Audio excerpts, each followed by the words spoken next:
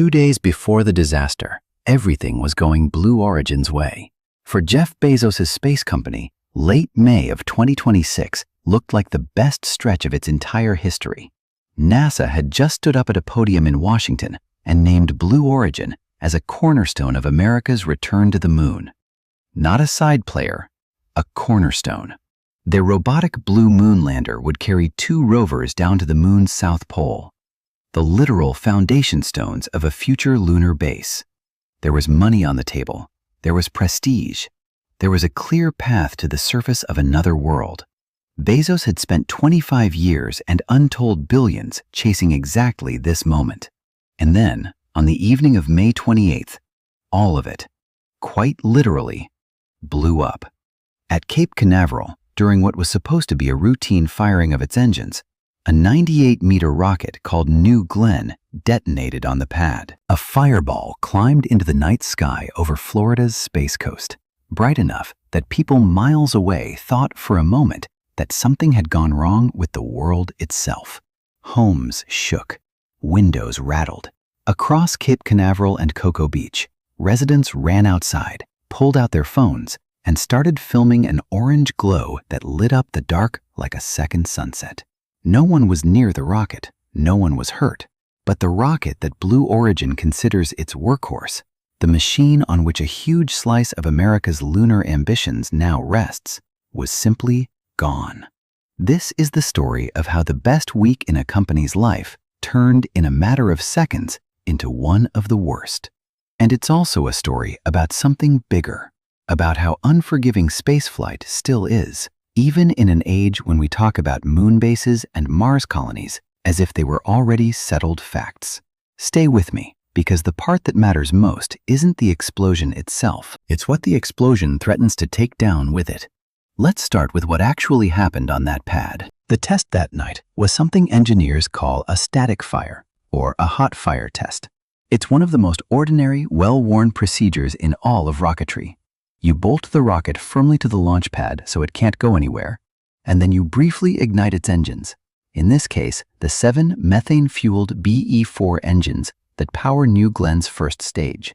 The idea is to light everything up, hold the rocket down, and confirm that the engines, the plumbing, and the software all behave exactly as they should before you ever try to actually launch. It's a dress rehearsal. The rocket is supposed to roar, shake the ground, and then quietly shut down. Done correctly, nothing leaves the pad. This time, something went wrong almost the instant the engines came to life.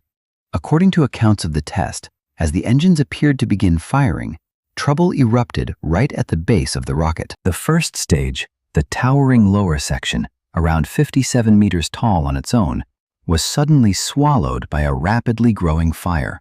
Moments later, the upper stage above it could be seen tilting, beginning to topple as the structure beneath it collapsed.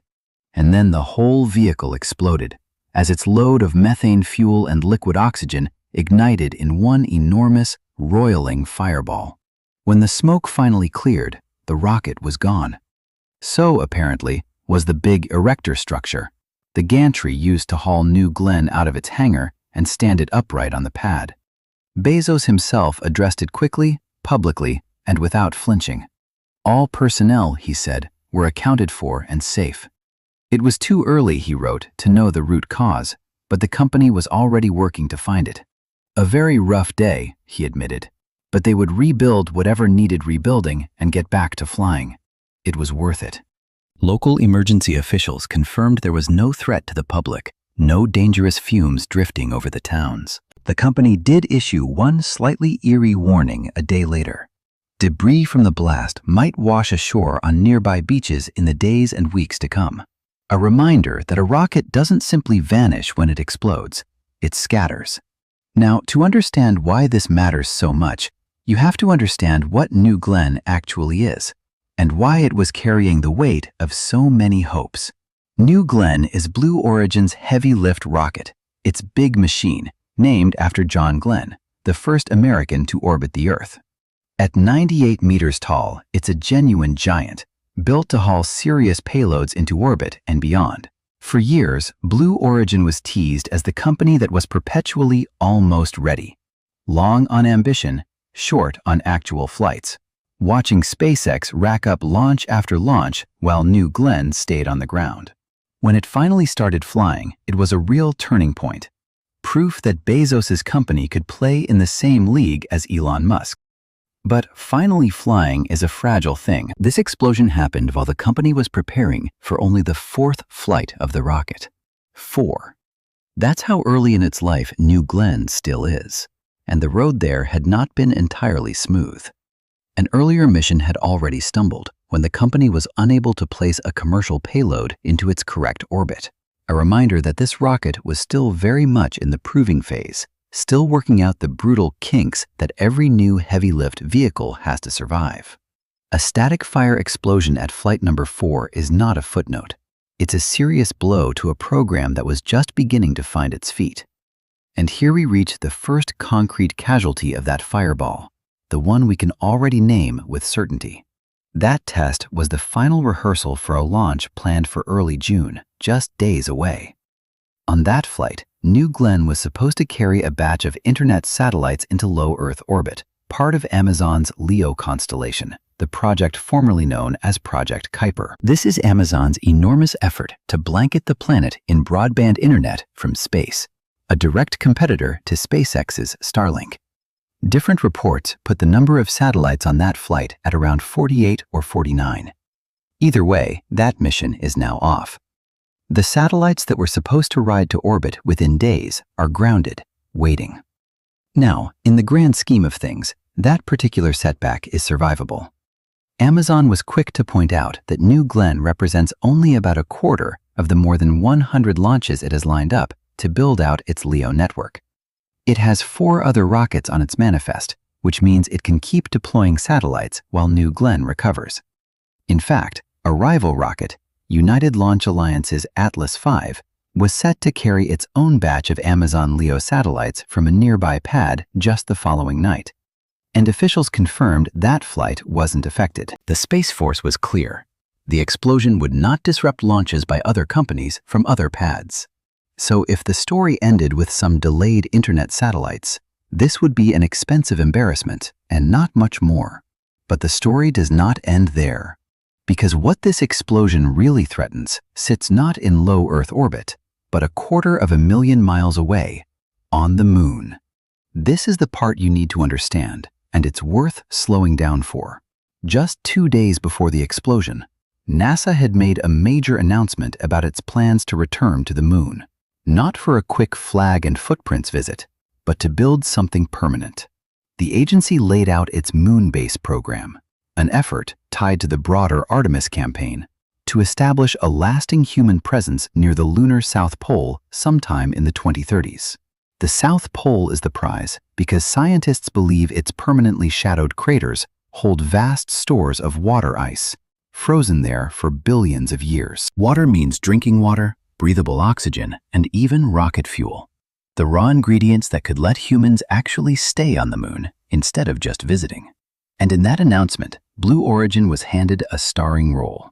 NASA awarded the company an initial contract worth $188 million, with an option period worth hundreds of millions more, to deliver the first lunar rovers to the South Pole. Not to build the rovers themselves. Those are being developed by 2 other companies, Astrolab and Lunar Outpost, each with their own substantial contracts. Blue Origin's job is to be the delivery truck, to use its uncrewed Blue Moon Mark I cargo lander to carry these roughly 1-ton rovers from Earth all the way down to the lunar surface. The plan is for at least 1 rover to be on the Moon before astronauts arrive, scouting the terrain, proving the technology, and laying the groundwork for the crewed landing, currently targeted for around 2028 on the Artemis IV mission. Do you see the problem now? Blue Moon, that lunar lander, the centerpiece of Blue Origin's role in the moon base program, cannot get to the Moon on its own. It needs a rocket to lift it off the Earth and send it on its way. And the rocket meant to do much of that lifting is New Glenn, the very machine that just exploded on the pad. The company had hoped to send an early robotic version, the Blue Moon Mark I lander, toward the Moon as soon as this year, possibly as early as the fall. to shake out the technology before the stakes got higher. After the explosion, those timelines are suddenly hanging in the air, unanchored. You cannot fly your moonlander if your rocket and your launch pad are in pieces. Which brings us to what may be the single most important detail in this entire story. And it's an easy one to miss. Blue Origin has only one launch pad for New Glenn. One. It's called Launch Complex 36 at Cape Canaveral, and it is the only place on Earth from which this rocket flies. And by all accounts, the explosion hit that pad hard. The fire was enormous. The gantry appears to be gone, and the damage to the complex itself looks serious. To grasp what that could mean, it helps to look at history. The last time a rocket exploded on the pad like this at Cape Canaveral was back in September of 2016, when a SpaceX Falcon 9 blew up during a similar pre-launch test. The cause there was eventually traced to a ruptured high-pressure helium tank, and the consequences were sobering. That Falcon 9 didn't return to flight for about 3.5 months, and the damaged pad was out of action for more than a year. SpaceX survived that period only because it had other pads to fall back on. Pad 39A at Kennedy Space Center, and a pad on the opposite coast at Vandenberg. It had options. Blue Origin, with its single New Glenn pad, may not have that luxury. If Launch Complex 36 is badly damaged, the company faces a difficult stretch with no obvious backup, and every mission that depends on New Glenn waits in line behind the repairs. The downtime could be long. So let's add it all up, because the cascade is what makes this more than just a bad night. A routine engine test ends in a fireball. The rocket is destroyed. The launch pad, the only one New Glenn has, is damaged, possibly for a long time. The June flight carrying Amazon's internet satellites is scrubbed. And looming over all of it, the lunar program. Blue Moon, the lander that NASA is counting on to help build a base at the South Pole, now has no clear ride to space and no clear schedule. The robotic test flight that was supposed to happen this year is in limbo. Each piece connects to the next, and the explosion sits at the center of the chain. There's a strategic wrinkle here too, and it's worth naming. NASA, wisely, did not bet everything on a single company. For its crewed lunar landers under Artemis, it has two providers, Blue Origin's Blue Moon and SpaceX's Starship. Two horses in the race, precisely so that a stumble by one doesn't end the whole program. But that hedge cuts both ways. If Blue Origin's hardware is grounded while it rebuilds, the natural move is for more of the load to shift towards SpaceX and Starship. In the high-stakes, deeply competitive world of American spaceflight, a setback for one company is often, quietly, an opportunity for the other. Bezos and Musk have been circling the same ambitions for years. This explosion tilts that rivalry, at least for now. And yet, this is important. NASA's leadership did not respond with panic, and neither should we. The agency's administrator, Jared Isaacman, struck a steady, almost philosophical tone.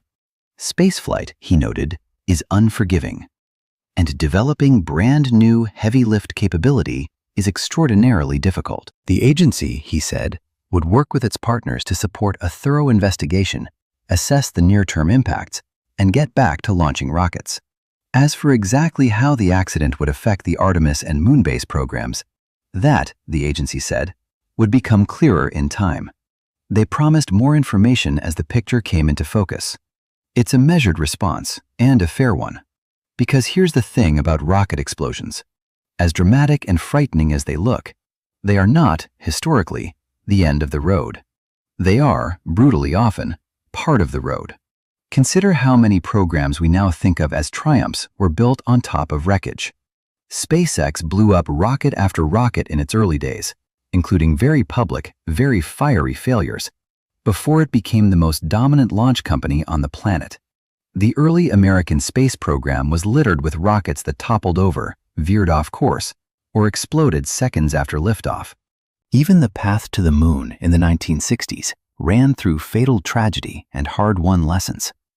The pattern, repeated again and again, is that the organizations that ultimately succeed are not the ones that never fail. They're the ones that fail, find out exactly why, fix it, and fly again. That's almost certainly what will happen here. Investigators will comb through the data and the debris.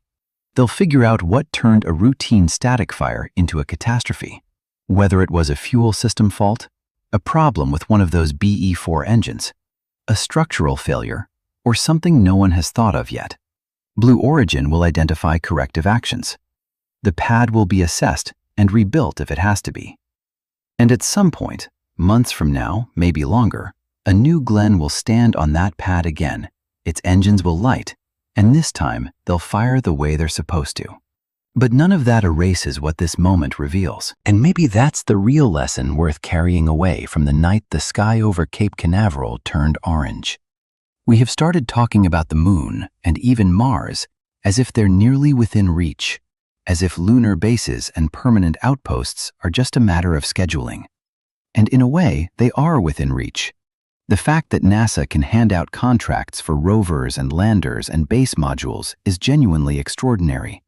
But explosions like this one are a sharp reminder of how thin the line still is between ambition and reality. Everything in spaceflight is connected by fragile threads. One rocket, one pad, one bad test on one Thursday night. And suddenly an entire chain of plans, internet for the planet, the first foundations of a moon base, the careful choreography of a return to the lunar surface, all of it wobbles. That fragility isn't a reason to stop. If anything, it's the reason the work is so impressive in the first place. Reaching another world was never going to be clean, or cheap, or safe. It was always going to involve nights like this one. Nights where everything you've built goes up in a fireball, and you wake up the next morning and start rebuilding anyway. Bezos said it himself in the rawest possible moment. A very rough day, but they'll rebuild and get back to flying because it's worth it.